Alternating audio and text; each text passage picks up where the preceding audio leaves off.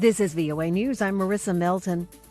2 U.S. soldiers have been killed and 6 wounded in what's being described as an insider attack in Afghanistan. AP correspondent Ben Thomas has more. The incident took place late Saturday in Nangarhar province. The U.S. military says a person dressed in an Afghan army uniform opened fire with a machine gun on a combined U.S. Afghan force. It says the cause or motive behind the attack is being investigated. An Afghan Defense Ministry official says the shooter was an Afghan soldier who had argued with the U.S. forces before opening fire, adding he was not a Taliban infiltrator. In addition to the 2 Americans killed, Afghanistan's Defense Ministry says 1 Afghan soldier was also killed and 3 injured. A member of the provincial council tells the Associated Press the gunman was killed in the attack. The incident brings to 6 the number of U.S. service members killed in Afghanistan so far this year. I'm Ben Thomas. The death toll on mainland China from the coronavirus outbreak has now reached 811. That surpasses the number of deaths caused by the SARS pandemic of 2002 and 2003. 89 people died of the illness on Saturday, according to China's National Health Commission. Meanwhile, Britain has confirmed its 4th case of coronavirus, and Spain has confirmed its 2nd.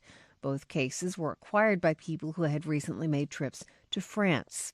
Millions of people remain under lockdown in Hubei. That's the landlocked province at the center of the coronavirus outbreak, where residents are complaining of food shortages.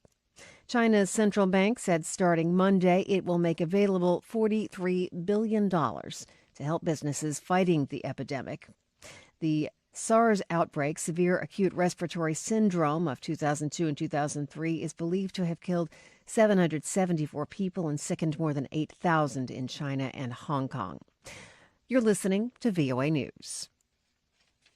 With the Iowa caucuses behind them, Democratic presidential hopefuls' next big challenge is on Tuesday. It's the New Hampshire state primary. At a campaign event on Sunday, Senator Bernie Sanders said defeating President Trump is first priority, but the country needs a much bigger transformation. What we have got to do as a nation is not just defeat Trump and go back to where we were. What we have got to do is summon up the courage to take on the greed and the corruption in Wall Street, in the insurance industry, in the drug companies, in the fossil fuel industry, in the military-industrial complex. Speaking at a campaign rally, former Vice President Joe Biden says he and the other Democratic presidential candidates all agree that the country needs to change. He said they need to restore America's sense of decency. We can talk a lot about the difference between Bernie and Pete and me and Amy and everything. There's a lot of differences we have, but not on the fundamental issue of how we restore America's character. We go about it differently. But folks, we've got to get it done. Ireland began counting votes on Sunday in a national election that an exit poll indicated would show a historic breakthrough for left-wing nationalists Sinn Féin. Reuters' Emer McCarthy has more. Irish voters look to have handed a historic breakthrough to left-wing nationalists Sinn Féin, leaving Ireland with a fractured political landscape and no clear path to a governing coalition.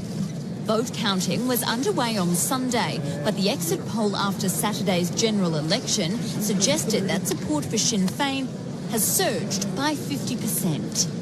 That brings the former political wing of the Irish Republican Army, or IRA, into joint first place on 22% with Fine Gael and Fianna Fáil, the 2 centre-right parties that have dominated Irish politics for a century. Sinn Féin is likely to fall behind the other 2, but the result still represents a major shake-up to the establishment. Emer McCarthy reporting the process now of forming a governing coalition in Ireland Parliament will be complicated. The other 2 leading parties say they won't govern with Sinn Féin. They'll look instead to smaller parties with whom to bond. Iranian state television has reported Iran failed in an attempt to launch a satellite into the Earth's orbit. A spokesman for the Iranian Defense Ministry space program told state TV the satellite did not reach the necessary speed to achieve orbit. It's at least the 3rd failed satellite launch by Iran since the start of 2019.